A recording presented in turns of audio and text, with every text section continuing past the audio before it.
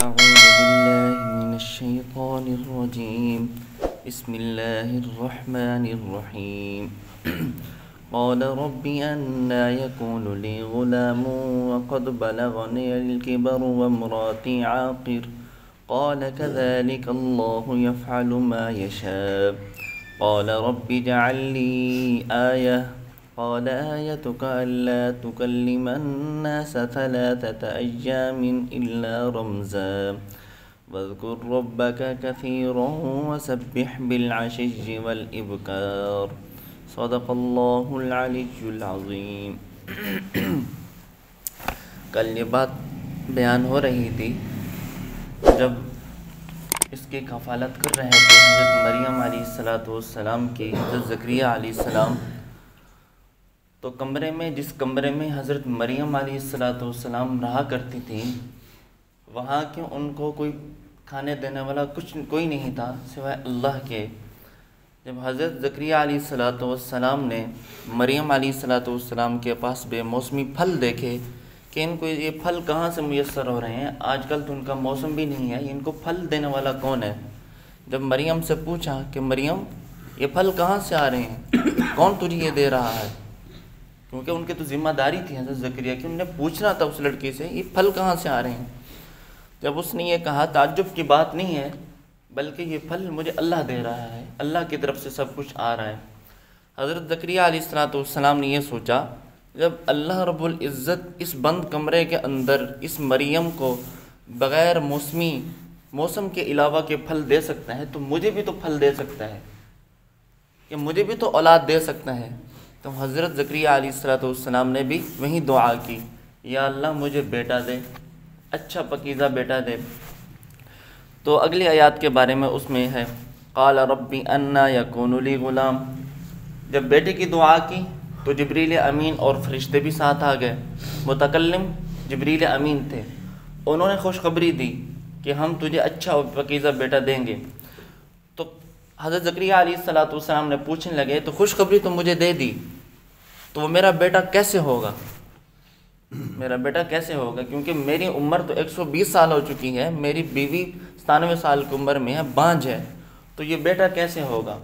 یہاں پر یہ سوال ہوا کہ علماء نے مفسرین نے یہ سوال لکھا کہ حضرت زکریا علیہ السلام نے اللہ تعالیٰ کی پاک برگزیدہ بندے ہیں، انہوں نے اللہ کی کمالات کو دیکھ کر پھر مانگا، امید بھی تھی کہ اللہ ہمیں دے گا، پھر تعجب کس بات کا کر رہے ہیں؟ ان کو پتہ تھا، امید بھی کی، دعا بھی قبول ہوئی، پھر تعجب کیوں کر رہے ہیں کہ مجھے بیٹا یہ کیسے ہوگا؟ اس کے لیے مفسرین نے 3 باتیں لکھی۔ پہلی بات یہ لکھی حصول ولادت کی کفیت، کہ یا اللہ مجھے آپ بیٹا دیں گے، وہ بیٹا کیسے مجھے حاصل ہوگا؟ مجھے اس بیوی سے حاصل ہوگا یا مجھے اس کے لیے اور نکاح کرنا پڑے گا؟ ایک تو یہ تعجب تھا۔ دوسرا یہ سوال تھا کہ بشری تقاضا ہے، فطری انسانیت ہے، سوال کرتا ہے، پوچھتا ہے کہ کیسے مجھے بیٹا ہوگا؟ خوشخبری تو دے دی، میرے اندر اپنی ہمت نہیں ہے، تو وہ خود بھی بانجھ ہے، تو یہ بچہ پیدا کیسا ہوگا؟ تیسری ہے کہ غایت اشتقاق کہتے ہیں، یعنی قلبی اور توجہ کے لیے، الفت اور محبت کے لیے سوال کرنا، دوبارہ رجوع یادہ ہو کہ اللہ رب العزت مجھے دوبارہ خوشخبری سنے۔ اب یہاں پر مفسرین نے ایک بات یہ لکھی کہ اللہ رب العزت زکریا علیہ السلام کو جب اپنا بیٹا دے رہے ہیں یحییٰ علیہ السلام، تو انہوں نے کہا کہ یا اللہ میں خود بھی بوڑھا ہوں، میری عورت بھی بوڑھی ہے، بانجھ ہے، تو بیٹا کیسے دے گا؟ اللہ رب العزت نے کیا فرمایا کذالک یفعل ما یشاء، زکریا سب کچھ میں کرنے والا ہوں۔ یہاں پر ایک بات سمجھ لیے، قرآن مجید میں آتا ہے یہب لمن یشاء اناثا، کہ اللہ رب العزت فرماتا ہے میری مرضی جس کو میں لڑکیاں دوں، وَيَهْبُ لِمَن يَشَاءُ الذُّكُورَ، اور میری ہی مرضی جس کو چاہوں میں لڑکے دوں، او يُزَوِّجُهُمْ ذُكْرَانًا وَإِنَاثًا، یا میں دونوں دے دوں، لڑکا بھی دوں لڑکی بھی دوں، اور میری ہی مرضی جس کو کچھ بھی نہ دوں، اور جس کو کچھ بھی نہ دوں بڑے بڑے حکیموں کے پاس چلے جائیں، بڑے بڑے پیروں کے پاس چلے جائیں، بڑے ڈاکٹروں کے پاس چلے جائیں، اولاد کے حصول کے لیے جب تک میں دینے کے لیے راضی نہ ہوں تو وہ بچہ کبھی پیدا نہیں ہو سکتا۔ اللہ پاک کی ایک قدرت ہے، کیا فرما رہے ہیں؟ ایک تو بے موسمی پھل دے رہا ہے، مریم کو ایک بند کمرے میں بے موسمی پھل دے رہا ہے۔ دوسرا چاہے ہم اسباب پیدا کریں یا نہ کریں اس کی مرضی ہے، بغیر اسباب کے دے سکتا ہے، مسبب الاسباب ہے، چاہے ہم اسباب پیدا کریں پھر بھی دے سکتا ہے، اس کی اب شان قدرت ہے، چاہے جس مرضی سے دے، جیسے دے وہ دے سکتے ہیں۔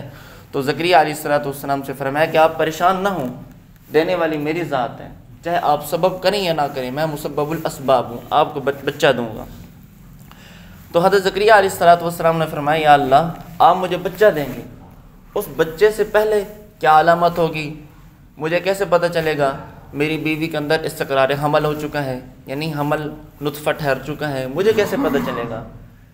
کیونکہ جب بچہ پیدا ہوتا ہے پہلے حمل سے عورت کو خوشی ہوتی ہے اور خامند کو خوشی ہوتی ہے کہ اب نطفہ ٹھہر چکا ہے رحم مادر میں، اب بچہ پیدا ہوگا، تو خوشی ہوتی ہے ابتدا میں۔ تو زکریا علیہ السلام نے بھی اللہ پاک سے یہ فرمایا یا اللہ مجھے پھر بچہ تو دے گا، اس بچے کے لیے جو استقرار حمل ہوگا، حمل ٹھہرے گا، اس کی علامت کیا ہوگی؟ تو اللہ رب العزت نے بھی دوسری شان قدرت کر دی کہ تیرے ہمت میں ہوگا تو بول نہیں سکے گا، بولتا ہے بول نہیں سکے گا، 3 دن تک تو نہیں بول سکے گا، تیری قدرت میں نہیں ہے، وہ بھی میری قدرت میں ہے، چاہے تجھے بلواؤں یا نہ بلواؤں، تو نہیں 3 دن کسی سے بات نہیں کرے گا، اشاروں سے کرے گا، ہاتھ سے کرے گا، سر سے بات کرتا رہے گا۔ قال ربی انا یکون لی غلام، کہاں اے رب کہاں ہوگا میرے لیے میرا لڑکا، وقد بلغنی الکبر، اے اللہ میں تو بڑھاپے کو پہنچ چکا ہوں اور میری عورت تو بانجھ ہے۔ اللہ نے فرمایا کہ سب کچھ اس طرح میں کرنے والا ہوں، جو چاہوں میں کر سکتا ہوں۔ قال رب اجعل لی آیہ، اے اللہ آپ نے مجھے تو بچہ دینا، اس کے لیے کوئی نشانی۔ قال آیتک الا تکلم الناس 3 ایام الا رمزا، فرمایا اس کی نشانی یہ ہوگی وہ 3 دن تو بات نہیں کر سکے گا مگر تو صرف اشارے سے بات کرتا رہے گا۔ وَاذْكُرْ رَبَّكَ كَثِيرًا وَسَبِّحْ بِالْعَشِيِّ وَالْإِبْكَارِ، اور تو میری حمد و ثنا کرے گا بہت زیادہ، تسبیح کرے گا، بالعشی والابکار، صبح اور شام کو تسبیح بیان کرے گا۔ بعض مفسرین نے یہ بھی لکھا اس سے مراد اوقات نماز ہیں، بعض نے یہ بھی لکھا اس سے مراد سارے وقت ہیں، یعنی اللہ رب العزت بولنے کی قدرت تو نہیں دیں گے، سارا 3 دن تک ان کو تسبیح کی فضیلت دیں گے، تسبیح کرتے رہیں گے۔ تسبیح کی انہوں نے دعا ہے کہ اللہ رب العزت ہمیں بھی قرآن پاک کی صحیح سمجھنے کی توفیق عطا فرمائے۔ وما علینا الا البلاغ المبین۔